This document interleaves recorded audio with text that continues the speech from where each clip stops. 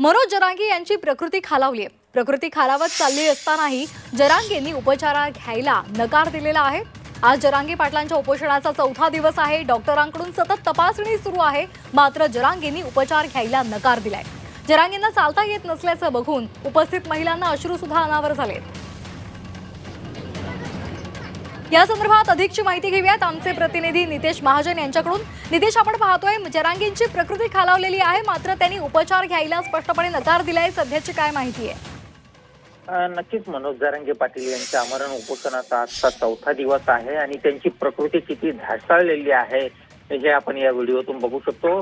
चालताना त्यांना अगदी पाय घातक चालावं लागतंय। त्यांच्या सहकाऱ्यांना त्यांचे हात आणि पाय अगदी दोनही बाजूने घट्ट पकडून त्यांना चालवावं लागतंय। मात्र चालताना देखील जरांगे पाटील कोसळून जमिनीवर पडतायत आणि त्यामुळे त्यांची प्रकृती किती नाजूक आहे याचा एक उदाहरण जे आहे हे या व्हिडिओच्या माध्यमातून समोर आलेलं आहे। आणि त्यामुळे डॉक्टरांनी त्यांची तपासणी केलेली आहे, मात्र त्यांनी उपचार घेण्यास स्पष्टपणे नकार दिलेला आहे। जोपर्यंत राज्य सरकार माझ्या मागण्यांबाबत सकारात्मक विचार करत नाही, त्यावर निर्णय घेत नाही, तोपर्यंत उपचार घेणार नाही, अशा प्रकारचा पवित्रा जो आहे तो जरांगे पाटील यांनी घेतलेला आहे।